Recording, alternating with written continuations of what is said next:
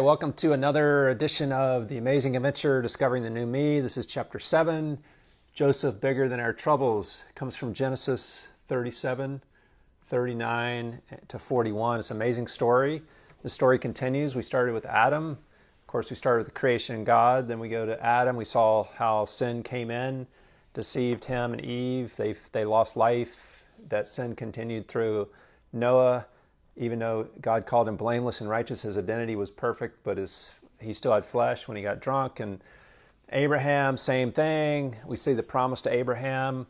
And out of his family came Isaac, Jacob. Jacob was the deceiver who God led into brokenness and showed him his deception.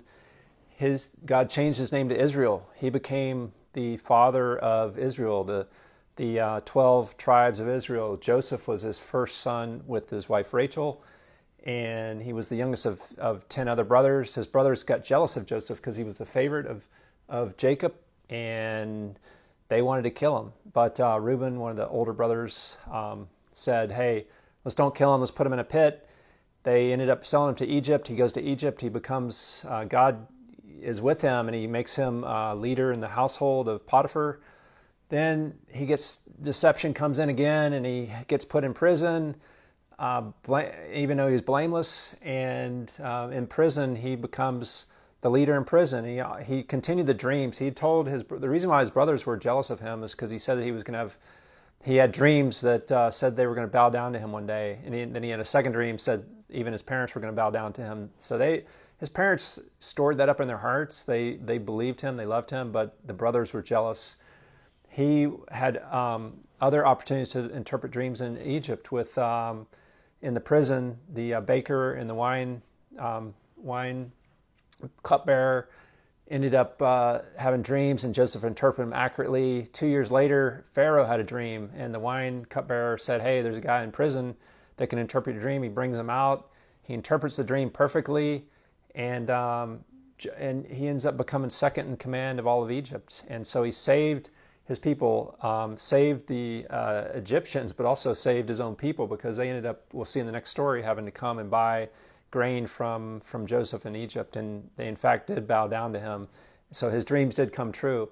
But out of our troubles, God can make bigger things happen, and that's all, because it's all about his story. It's about God's story, not our story.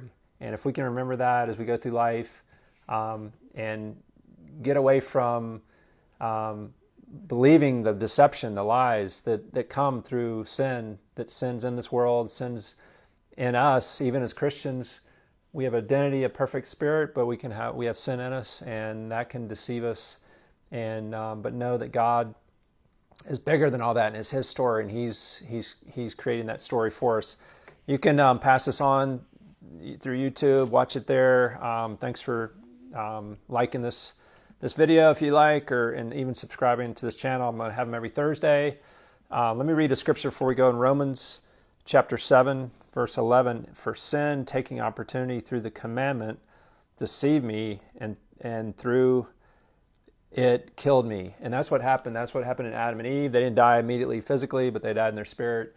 And that's what continues to today. But God has brought his son Jesus to give us life.